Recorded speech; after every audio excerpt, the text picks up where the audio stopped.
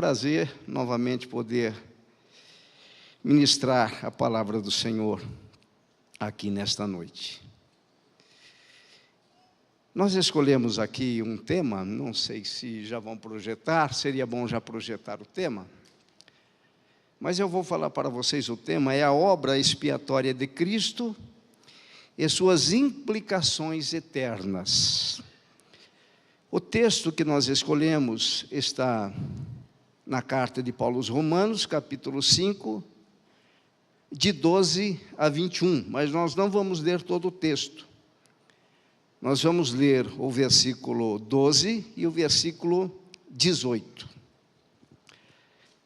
Então, Paulo falando aos Romanos, no capítulo 5, 12, vai dizer: portanto, assim como por um só homem entrou o pecado no mundo, e pelo pecado a morte, assim também a morte passou a todos os homens, porque todos pecaram. Agora o versículo 18. Pois assim como por uma só ofensa veio o juízo sobre todos os homens para condenação, assim também por um só ato de justiça veio a graça sobre todos os homens para a justificação que dá vida. Pai, nós estamos aqui dependendo do Senhor. Vem, ministra os nossos corações, mostra-nos um pouco mais a respeito da eficiente obra do Senhor Jesus na cruz do Calvário. Que possamos sair daqui, ó Deus, refletindo na grandeza do Teu poder, na Tua majestade, na Tua soberania para nos salvar, para nos libertar, para nos fazer Teus servos. Em nome de Jesus, amém. Então, nós temos aqui uma cesta, e essa cesta, eu pensei nela, porque ela reflete um pouco, porque dentro da mente humana, nós não temos capacidade de imaginar tudo que Deus tem para nós.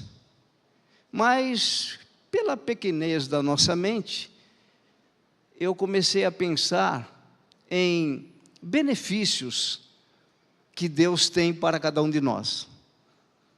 É como se Deus então tivesse uma cesta para ali colocar presentes. E ali estão representados apenas 12 presentes. Mas esses 12 presentes vão se estender muito mais. Quando é que nós vamos ter uma noção clara dos presentes que Deus tem para nós? Somente na eternidade. Mas aqui, por exemplo, nós temos presente número 1, justificação. Olha só. Número 2, reconciliação com Deus. 3, perdão dos pecados. 4, regeneração. 5, adoção. 6, santificação. 7, união com Cristo. 8, habitação do Espírito. 9, paz com Deus. 10, segurança da salvação. 11, glorificação futura. E 12, vida eterna. Eu circulei 3, tá bem? Eu circulei ali justificação, santificação e glorificação, porque dos 12 nós vamos falar somente desses 3 mais especificamente, tá bem? Então vamos lá, vamos primeiro, como o nosso tema ele é bem específico, sobre a obra expiatória de Cristo na cruz do Calvário e suas implicações eternas. Vamos entender primeiro essa palavra expiatória, tá? Para nós não confundir com isso aqui, por exemplo. Imagina que aqui é uma janela e eu estou do lado da janela espiando vocês. Veja que é a mesma pronúncia, só que esse espiar da janela, ou espiar ali do olho mágico, é escrito com S. Tudo bem? Porém, a expiação, que é o perdão dos nossos pecados, é escrito com X. Tá bem? Então, nós vamos falar da expiação com X. É isso que importa para nós, quando a gente fala sobre a obra expiatória de Cristo e suas implicações eternas. Então, nós não temos, muitas vezes, uma noção do que aconteceu dentro dos decretos divinos. Como que ocorreu esse desejo do Pai, esse desejo de Deus, de ter para si um povo, porque a igreja é um povo. E Paulo vai mostrar para nós algumas coisas, e é isso que eu peço para que Deus me capacite, para a gente poder enxergar, ter uma noção do que Paulo está trazendo aqui como revelação na sua carta aos Romanos. Essa carta, ela foi escrita por volta do ano 56 a 58 depois de Cristo. E ela foi direcionada para dois povos. Ela foi direcionada para dois povos. Para os judeus e também para os gentios. Quem são os gentios? Gentios somos nós. Todos aqueles que não têm sangue de judeu é gentio. Então, dentro do plano divino, ele divide o planeta Terra nesses dois povos. Deus vê todos os gentios, que são as demais nações, e Deus vê, então, os judeus, que lá no Antigo Testamento é o povo hebreu que Deus escolheu das demais nações, dos demais povos, Deus escolheu um, que é o povo hebreu. E dos hebreus, então, nós temos Cristo, o Messias. Então, Deus agora vai, em Cristo, unir esses dois povos.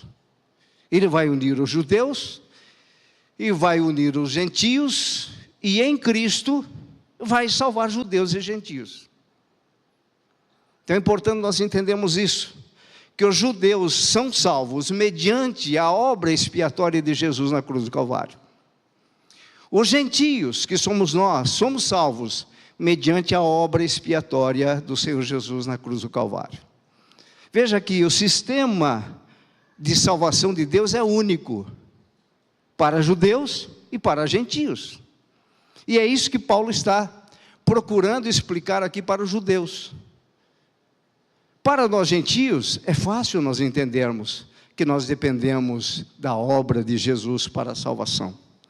Mas os judeus não, porque eles tinham recebido toda uma orientação que veio de Moisés, é a lei mosaica.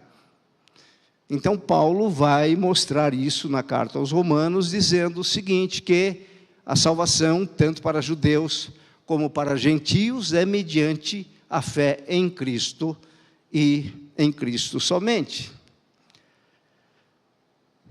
No capítulo 1 e 2 da carta aos Romanos, você vai ver que Paulo vai destacar a questão da queda e da depravação do homem. O que significa isso? Que o homem não é somente a depravação sexual, porque na língua portuguesa, quando a gente fala depravação, vem à mente a depravação sexual. Na verdade, a depravação sexual faz parte da queda. Então, a queda tornou todos nós pecadores. E essa condição de pecador é o que é chamado de depravação. Tá bem? Então, não classifique no sentido de tem pessoas que são mais pecadoras do que outra. Aquelas que são mais pecadoras, a nossa tendência é dizer que é mais depravada do que a menos pecadoras. Não. Para Deus, todos estão na mesma cesta, vamos dizer assim, precisando da graça e da misericórdia dele. No capítulo 3, Paulo começa a falar sobre a justificação. No 4, no 5, e no 5, então, aqui, no versículo 12, a partir do 12, ele fala, portanto. Então, aqui, nós temos uma ligação. Paulo está dizendo, tudo aquilo que eu expliquei no capítulo 1, 2, 3, 4 e parte do 5, agora eu vou introduzir uma conclusão.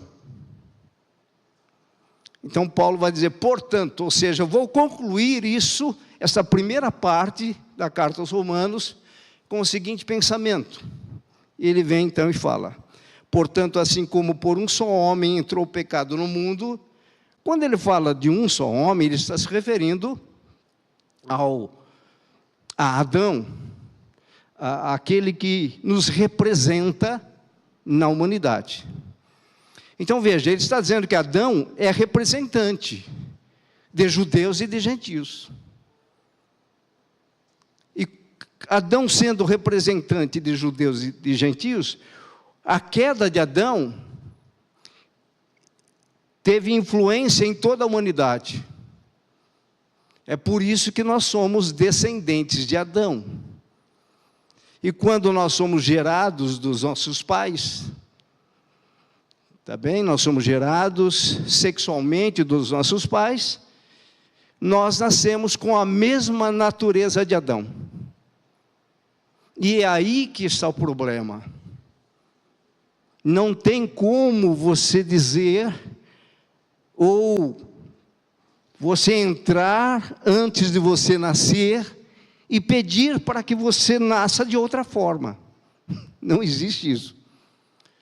Então, todos nós que nascemos, nós nascemos debaixo da descendência adâmica, e essa descendência adâmica é suficiente para mostrar que nós somos pecadores. Ah, mas e se eu for judeu? Da mesma forma, porque um judeu é descendente de Adão. Um gentio como nós é descendente de Adão. Então estamos todos no mesmo prato. Logo, Deus precisa agora resolver esse problema. Houve a queda, toda a humanidade está debaixo dessa queda. Então vamos imaginar aqui uma linhagem de Adão. Adão e todos os demais seres humanos. Nós estamos aqui. Na base, tá bem? O nosso tempo vai passar e outros virão, todos como sendo descendentes de Adão. O fato, e é isso que é importante nós entendermos o que Paulo está dizendo aqui, o fato de nós sermos descendentes de Adão, nos condena. E essa condenação é uma condenação eterna. Então não tem como um descendente de Adão, continuando nessa descendência, ser salvo. Então o que precisa acontecer? A solução vem de quem? Vamos lá, vamos tentar, não é? A solução vem de nós mesmos? A solução vem de uma boa religião? A solução vem de uma boa igreja? Ou a solução vem de Deus? Na classe, na sala de aula, eu dou essa indicação para o aluno. Ou vem de Deus? Aí os alunos respondem, sim, vem de Deus. Então Deus mesmo vai resolver esse problema. O primeiro Adão foi criado por Deus, passou por uma prova, a prova da obediência, e ele não foi aprovado. Então ele não passou pela prova, né? Ele enfrentou a prova da obediência, mas não foi aprovado, por isso a queda. E por isso que nós temos essa natureza. Muito bem. Qual foi a solução de Deus? Deus olha então, na eternidade passada, que alguns tentam pensar assim, eternidade passada, eternidade presente, eternidade futura, para ficar mais didático. Deus então na eternidade passada, nós sabemos que Deus é trino, tudo bem? Pai, Filho e Espírito. Então, como que Deus resolve a questão? Enviando um segundo Adão. Porém, a grande estratégia de Deus foi que o segundo Adão viria, porém sem pecado. Deus jamais iria enviar Jesus para nascer como nós nascemos, por geração humana. É por isso que Jesus, ele foi gerado no ventre de Maria, pelo poder do Espírito Santo. Essa é a grande estratégia de Deus. Quando Jesus é gerado no ventre de Maria, pelo poder do Espírito, Deus quebra aquela linhagem, o quê? Adâmica. E Deus está nos dando agora e oferecendo para nós a possibilidade de eu sair desta descendência para esta descendência. Eu saio dessa descendência adâmica e venho para a descendência do segundo Adão. Só que isso não é automático, não é? Eu estou aqui, aí eu descobri, poxa, aqui eu estou condenado, então eu vou correr aqui e para eu ser salvo. Então veja, o segundo Adão também vai passar pela mesma prova da obediência. Aliás, muito mais. Eu costumo dizer assim, é como, por exemplo, um fabricante de automóveis. Então ele fabrica um automóvel, aí ele vai para a prova de testes. E ele aperta aquele automóvel para ver se o motor é bom, para ver se sustenta a marca, o nome, a qualidade. E ele fez isso com Adão. Então Adão é o primeiro automóvel. Quando Deus começou a apertar um pouquinho, não deu outra, fundiu o motor. Caiu. E o pior, depois da queda, ele gerou todos nós. Potencialmente, cada um de nós estávamos em Adão quando Adão caiu. Logo, a queda de Adão implicou na minha vida o que me condenou.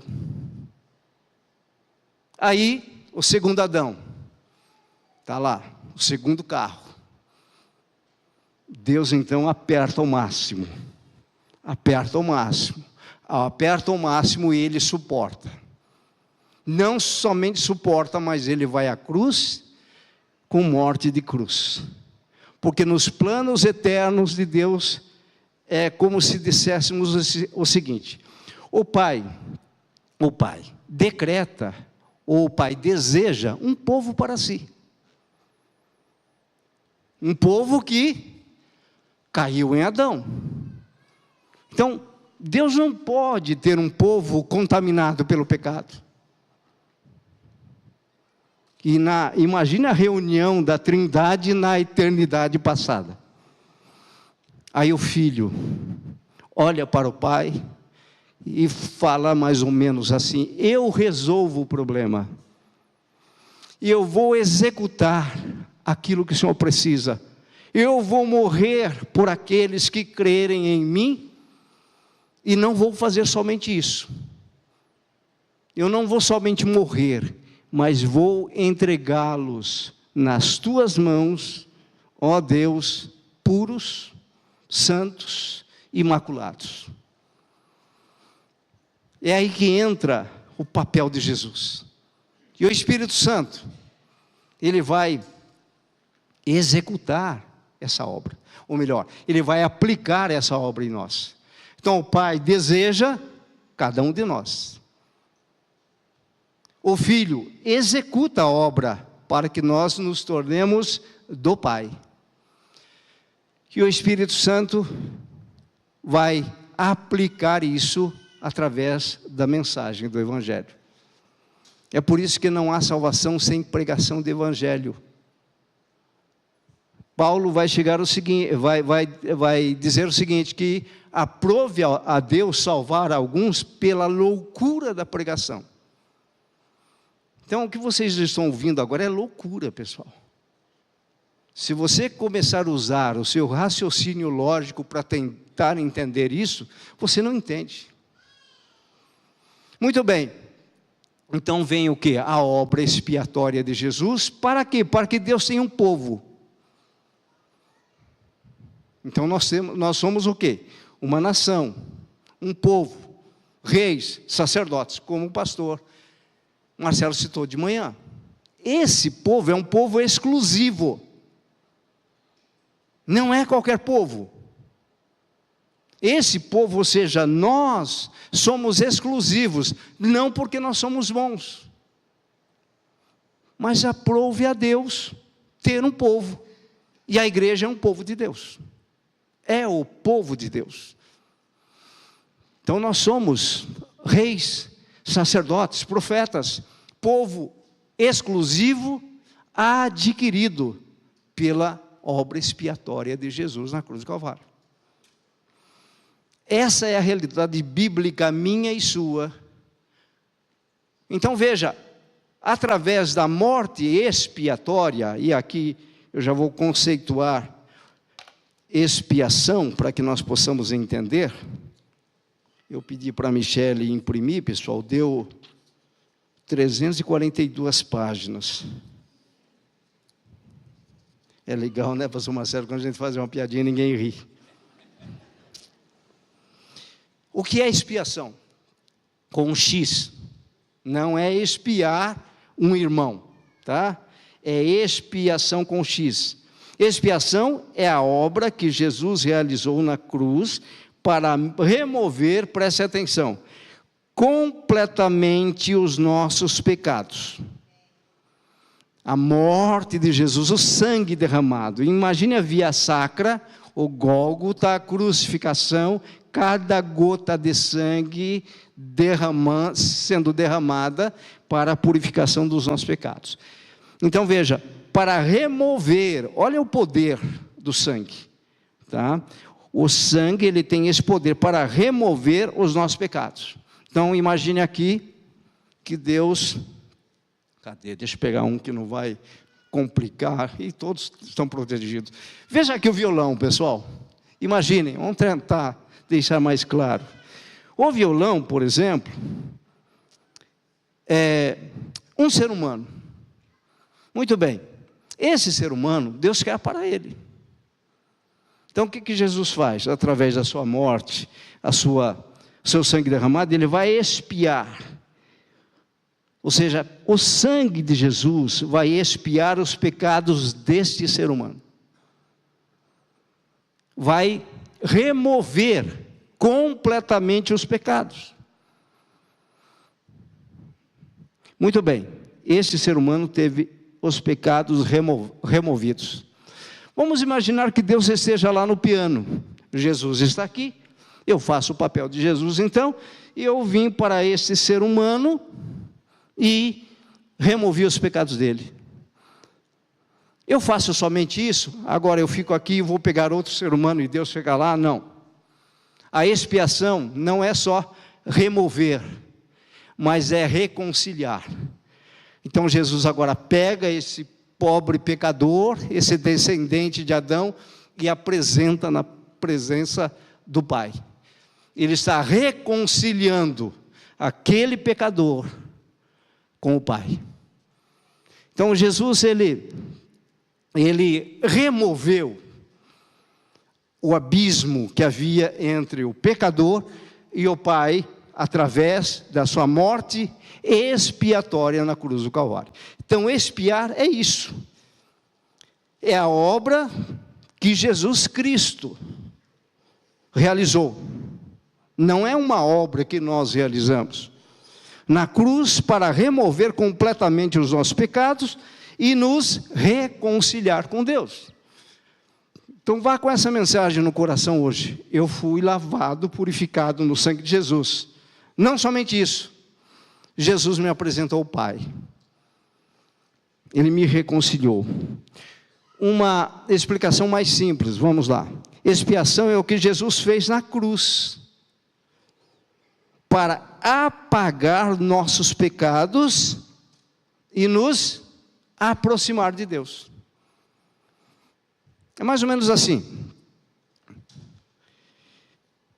Um grande empresário, ele vê um carro, todo enferrujado, todo cheio de barro. Sabe aqueles carros que os caras restauram?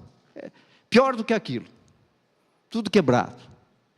Aí o pai olha para o carro, né, o empresário agora, representando Deus, o pai, fala, poxa, eu gostaria de ter aquele carro para mim.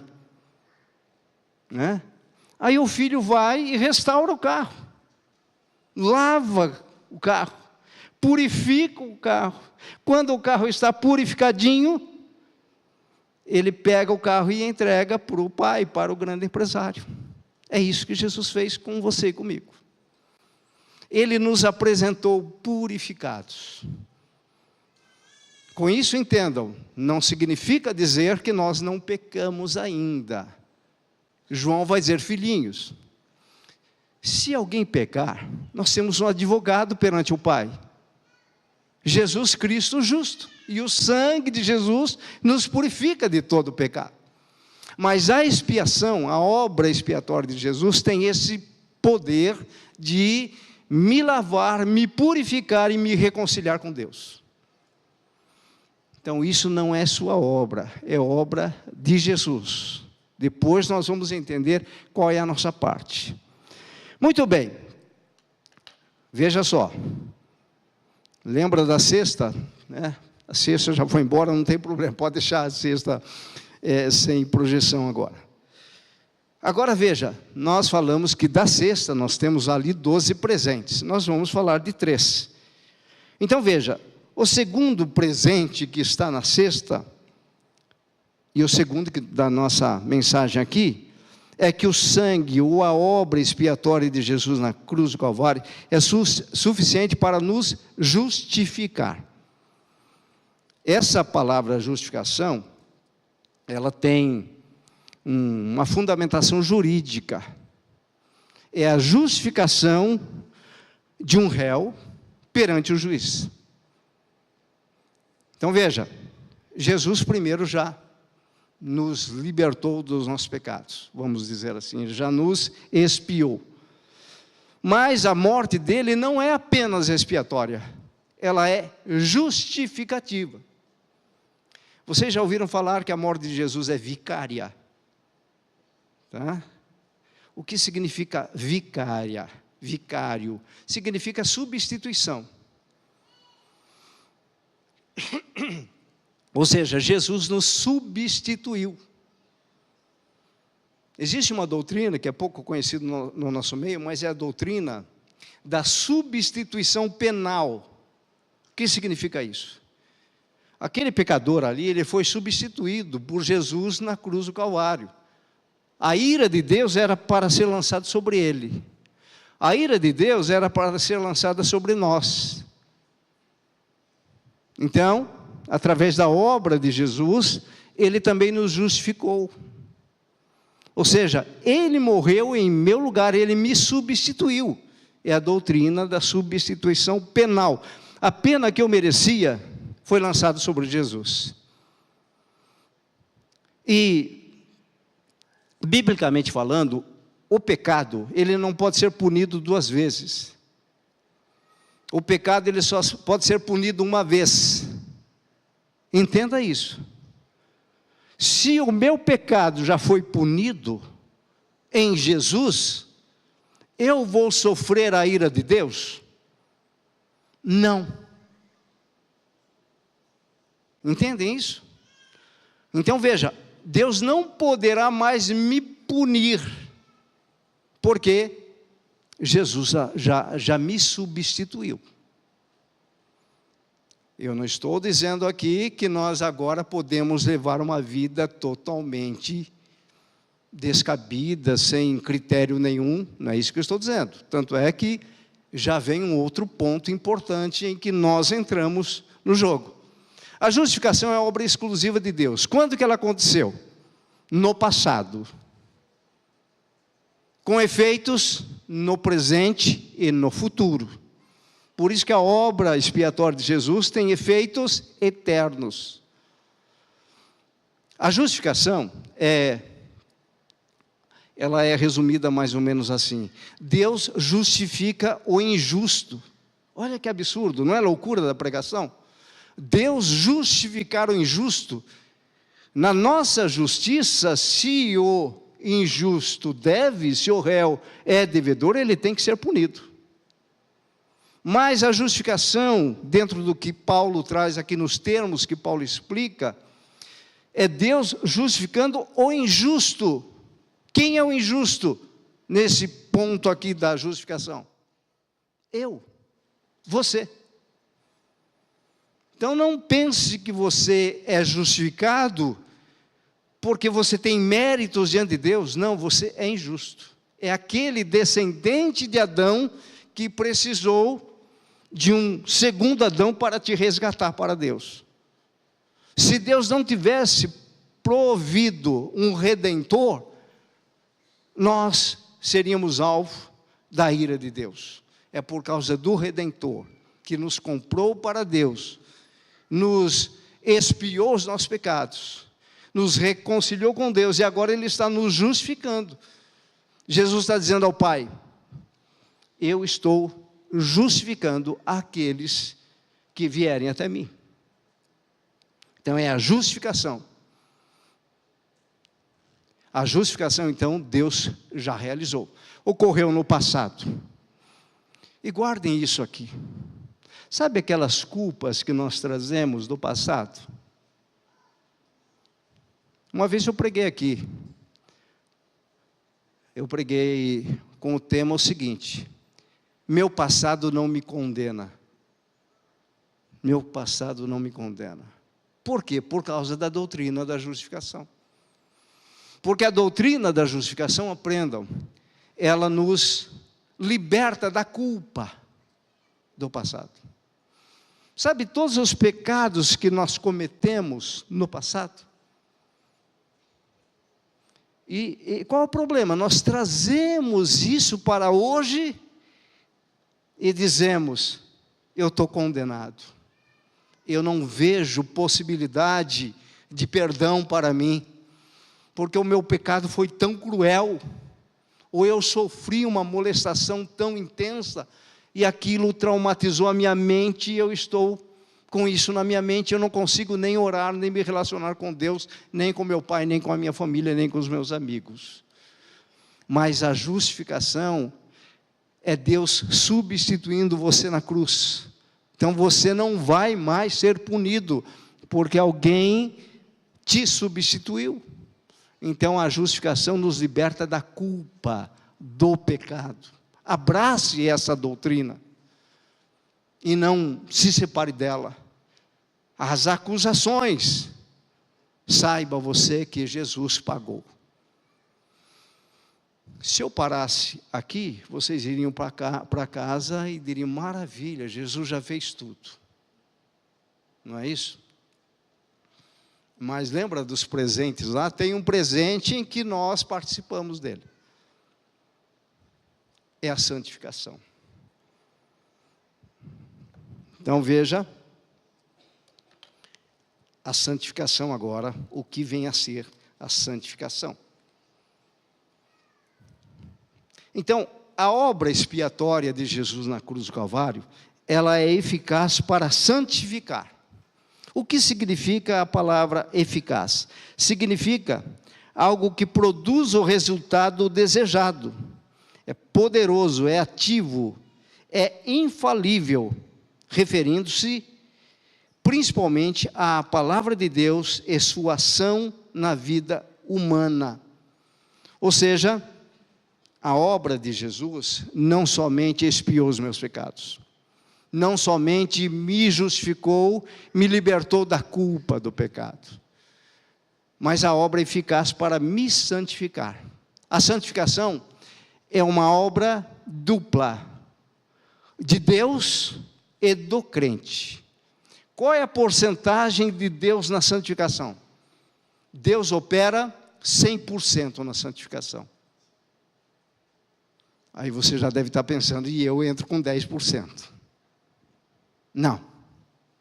Deus entra com 100% para a sua santificação, e você entra também com 100%. Ele opera, mas espera de você uma resposta. Com relação à salvação, por exemplo, lá em Filipenses capítulo 2, versículo 13, vai dizer: desenvolvei a vossa salvação. Então é algo que nós participamos. Aí ele vai colocar lá: porque Deus é quem opera em vós o querer e o efetuar. Dá para entender isso? Eu desenvolvo. Por que eu desenvolvo agora? Porque Deus é quem está operando em mim o querer e o efetuar. Então é importante nós entendermos isso. E a santificação faz parte desse desenvolver a salvação. Então a santificação é um processo. Quando que a santificação do crente se inicia? No momento do novo nascimento. Então, todos nós aqui que cremos em Cristo, né? O Anderson falou, olha, eu vou falar aqui, mas eu não vou entregar a minha idade. Eu também vou falar para vocês, não vou entregar a minha idade. Mas eu tive a experiência da regeneração, que é o novo nascimento, em dezembro de 1984. O pastor Marcelo não tinha nem nascido ainda. Estava pensando em nascer. Estou exagerando, né? Mas foi em dezembro de 1984 que eu nasci de novo, ou o Espírito Santo operou em mim o novo nascimento. Entende? Ali inicia-se. Só que a gente vai descobrindo isso com o tempo. Inicia-se ali um processo chamado de santificação. E nesse processo eu estou envolvido. Eu não estou envolvido no processo inteiro da salvação, mas a santificação eu estou envolvido. Então, por exemplo, frequentar uma igreja é a obrigação de todo crente. Por isso que você deve escolher uma igreja que realmente seja bíblica, porque ela vai te ajudar nesse processo de santificação. Vida de oração são meios que Deus utiliza e nos concede para que nós possamos crescer espiritualmente. Isso é santificação. A oração, a meditação, a leitura, o estudo da palavra é sua parte. O Espírito Santo não vai chegar do seu lado, né? Então vamos supor, você está ali na mesa, o Espírito Santo não vai chegar do seu lado e falar, agora, faz o seguinte, está vendo isso que você está fazendo? Para de fazer, vamos estudar a palavra de Deus. O Espírito Santo não faz isso. O desejo de estudar a palavra de Deus parte de você. Aí você fala, mas eu nem isso eu tenho desejo. Experimente fazer. Comece com o Evangelho de João. Não vai querer começar com Apocalipse. Não vai querer começar com Daniel. Não vai querer começar com genealogia. Vai ali no Evangelho de João. Então, essa parte da santificação é o seu papel. Se você não tem esse desejo, peça oração. Se você é casado, abra o coração para sua esposa, fala, não estou com nenhum desejo de ler a palavra, muito menos de estudar a palavra, e tem mais, eu não entendo a palavra. E ela vai orar por você, ou vice-versa. Mas nós temos que entender que a santificação é uma ação divina em nós, porém nós respondemos a ela. Tá bem? Então vamos lá, já vimos o que é expiação, já vimos o que é justificação, que Deus nos liberta da culpa, do pecado, e na santificação Deus nos liberta do domínio do pecado. Olha só, o domínio, porque o pecado é que nos domina, sabe, a descendência adâmica. O que Deus não fez na obra expiatória de Jesus, foi tirar a descendência adâmica, isso Deus não fez. Poderia ter feito, já pensou?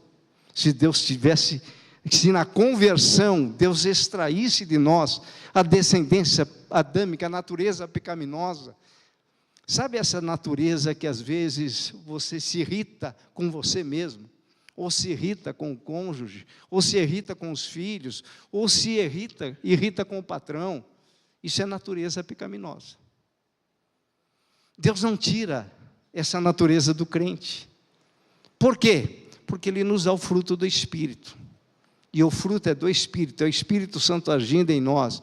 O amor, a paz, a alegria, a bondade, a fidelidade, a mansidão. Nós dependemos do Espírito Santo.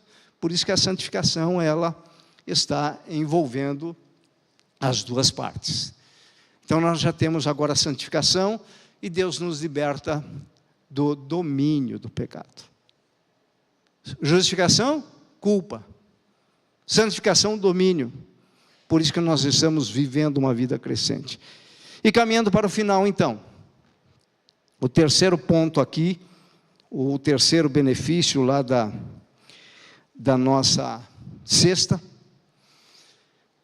A obra expiatória de Jesus na cruz do Calvário é poderosa para glorificar o crente. A glorificação é futura, tá bem? Porém, se você for para Romanos, capítulo 8, versículo 30, Paulo vai dizer o seguinte: aqueles que Jesus justificou, a esses também glorificou. Olha só, Jesus justifica, já justificou. Mas quem aqui está com o corpo glorificado? Toca assim, dá uma beliscada para ver se você sente dor. Nós não recebemos a glorificação ainda. Mas Paulo diz, àqueles que foram justificados, àqueles que Jesus justificou, a esses também glorificou. Ou seja, é algo já ocorrido. Essa expressão, a esses também glorificou, a forma verbal que está ali no texto grego, é uma ênfase que mostra a certeza. O que significa isso? Que aqueles que foram salvos, aqueles que passaram pela ação expiatória de Jesus na cruz do Calvário, aqueles que foram justificados, estão sendo santificados, a esses Deus já glorificou, é certeza. O que garante o quê? A certeza da vida eterna. A glorificação, então, é Deus nos libertando agora da presença do pecado. É algo maravilhoso. É um processo que Deus está realizando. Primeiro, Ele nos liberta da culpa, por causa da obra de Jesus. Agora nós estamos sendo santificados e seremos glorificados. Para nós, isso não ocorreu ainda. Mas dentro do espectro de visão de Deus, nós já fomos glorificados. É certeza, Deus não tem dúvida de que, se você foi lavado pelo sangue do Cordeiro, você, por Ele mesmo, será glorificado. A glorificação para nós é futura, então, quando ocorrerá? Questões de segundos, antes do arrebatamento da igreja.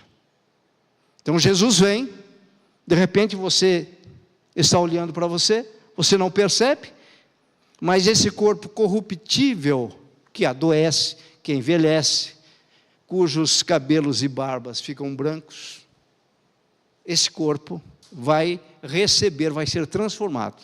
A transformação é glorificação. O brilho vai ser diferente. Nosso corpo será igualzinho ao corpo de Jesus, glorificado. Nós receberemos corpos glorificados.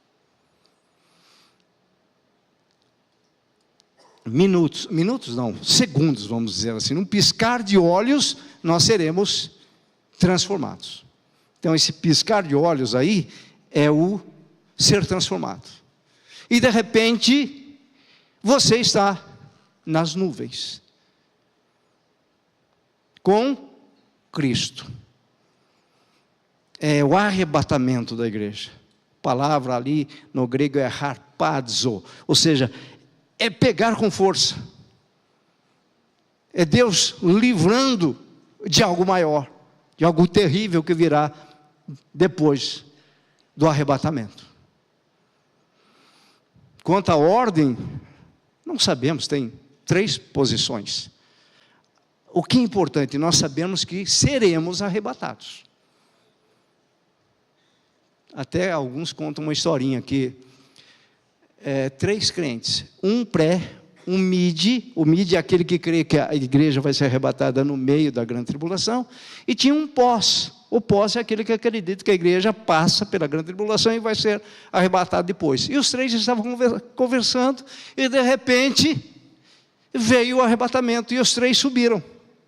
Aí um olhou para o outro, e eles disseram um para o outro: eu não disse que ia ser assim. Então é dessa forma, a igreja vai ser arrebatada. Mas antes do arrebatamento vem o quê? A glorificação. Então, enquanto que na justificação Deus nos liberta da culpa, na santificação do domínio, Na glorificação, Deus vai libertar do quê? Use a lógica. Não é corpo glorificado? É. Corpo glorificado deixa de ser o quê? Aquele corpo que nós herdamos em Adão. Então, corpo glorificado, Deus nos libertou da presença do pecado. O pecado não está mais presente. É por isso, então, que nós entraremos na eternidade, seja no milênio, ou seja, na própria eternidade, novo céu e nova terra, nós entraríamos com o corpo glorificado, porque o corpo glorificado é a condição que Deus exige para nos receber lá. E essa glorificação, repito, nós não produzimos. É algo que Deus vai fazer por causa do quê? Da obra expiatória de Cristo, de Jesus na cruz do Calvário. Ou seja, a glorificação é a cereja do bolo. É o grau máximo da obra redentiva de Jesus na cruz do Calvário. Então ele começa nos purificando do pecado e nos reconciliando com Deus. Depois ele nos justifica, ele nos substitui. Depois ele vem na santificação operando em nós e nós começamos a responder à santificação. E aí vem o grande finale, que é a glorificação. E encontraremos Jesus nos ares. Glória a Deus. Então, caminhando aqui para o final.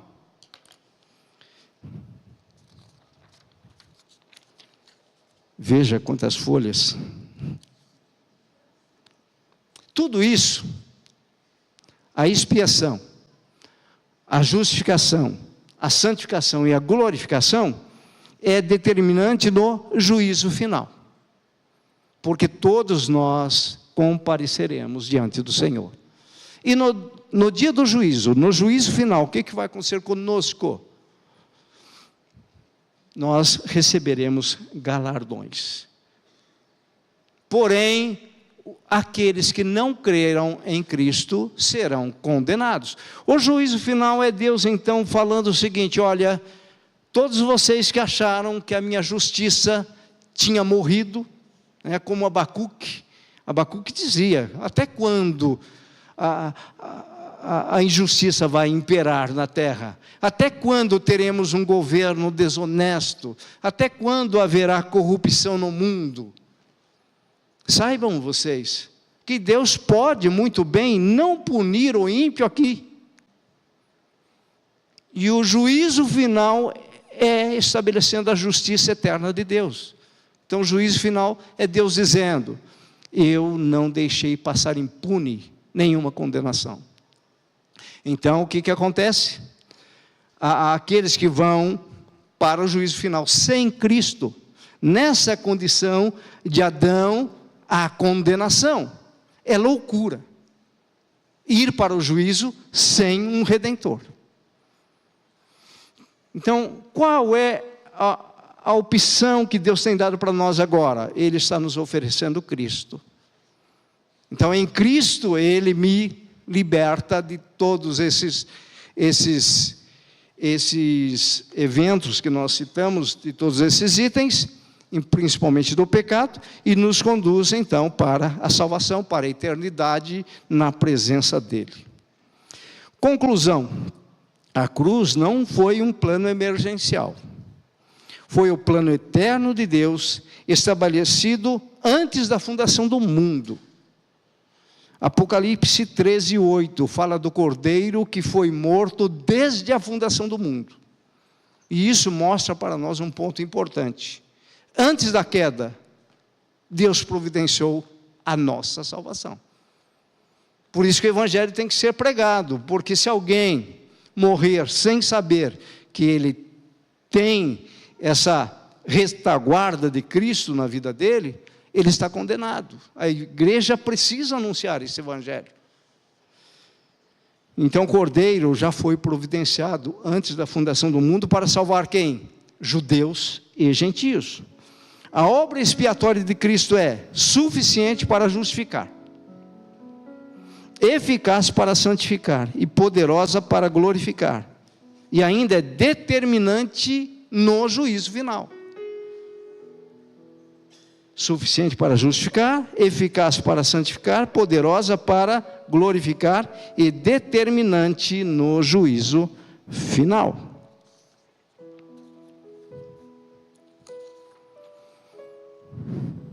Com base nisso, qual é a aplicação que nós temos? Diante dessa verdade que vocês ouviram, como você deve viver? Primeiro, descanse. Sua salvação está completa em Cristo. Confie, Ele é suficiente para todas as suas necessidades. Terceiro, obedeça. Viva em santidade por causa do que Ele fez. Dependa dEle para a sua santificação. Quarto, persevere, sua glorificação está garantida. Vamos inclinar as nossas mentes, as nossas cabeças. Agora medite nisso que eu vou dizer. Talvez você ainda esteja do lado da condenação. Você não sabia, você não imaginava o que Deus proveu em Cristo. Então talvez você ainda esteja do lado da condenação, tentando por seus próprios esforços alcançar a Deus, através da religião, através da religiosidade, indo à igreja ou não indo. Mas hoje Deus te convida a atravessar a ponte que Ele mesmo construiu, e essa ponte é Cristo. Então você sai de uma condição de condenação em Adão e vai para uma condição de salvação em Cristo. Creia no Senhor Jesus e serás salvo. Ele morreu por você, Ele ressuscitou por você, Ele te chama hoje. Romanos 10:13, todo aquele que invocar o nome do Senhor será salvo. Então ora comigo agora para a gente finalizar. Senhor Jesus, ore no seu coração. Senhor Jesus, eu te agradeço por tão grande salvação realizada na cruz do Calvário. Obrigado porque eu entendi hoje que por ser descendente de Adão,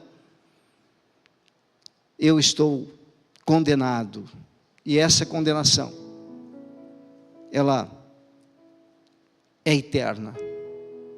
Agora, Senhor, conforme diz a tua palavra, eu creio em Cristo, eu abro mão da minha condição pecaminosa, e eu creio em Jesus como meu Redentor, como meu único e suficiente Salvador pessoal. E por isso eu confesso com os meus lábios que Jesus Cristo é o Senhor. E eu faço essa declaração, confiando no teu poder salvador. E te agradeço, porque o Senhor já tem escrito o meu nome no livro da vida, por causa da obra de Jesus, por causa da tua misericórdia. Por isso agora, Senhor, eu estou declarando diante do Senhor, eu com os meus lábios, estou confessando que eu preciso de Jesus, que eu preciso da redenção em Cristo, e eu creio que o Senhor me aceita em Cristo, para que eu seja salvo, em nome de Jesus, amém.